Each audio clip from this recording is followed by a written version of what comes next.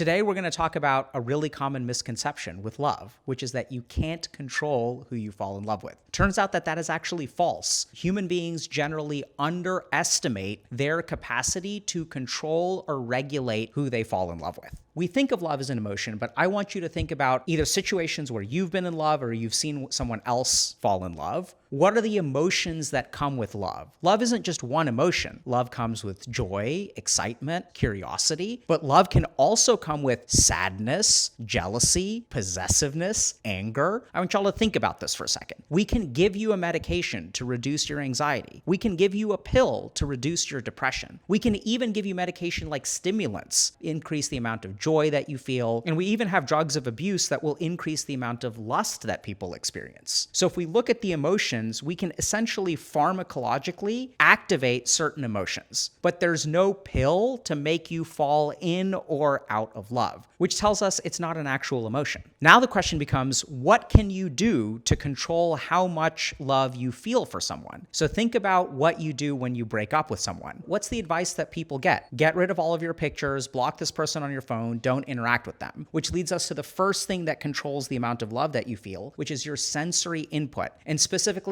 images of the other person will increase your feeling of love. The second thing that we're going to talk about is cognitive reappraisal. So when I'm working with a patient who is in an abusive relationship, what am I doing in that therapy office with them? I'm trying to get them to cognitively reappraise. I want y'all to think about this. When someone is in an abusive relationship, do you think they love that person? Absolutely, right? They love that person immensely. They feel so much love and attachment towards that person. That's the only reason that they tolerate such bad behavior. So how do we help this person fall out of love? It's fine that you feel all of those positive things, but let's take a look at the negative things. Let's look at them non-judgmentally. And so let's try to figure out what are the other things that you feel about this person. And the last thing you gotta do is avoid sexual imagery specifically. There's a lot of research that shows that having sexual imagery and sexual sensory input induces the parts of your brain that help us feel in love. So if you're trying to get over someone, definitely delete all of the racy nudes they sent you, delete all the pics, and certainly,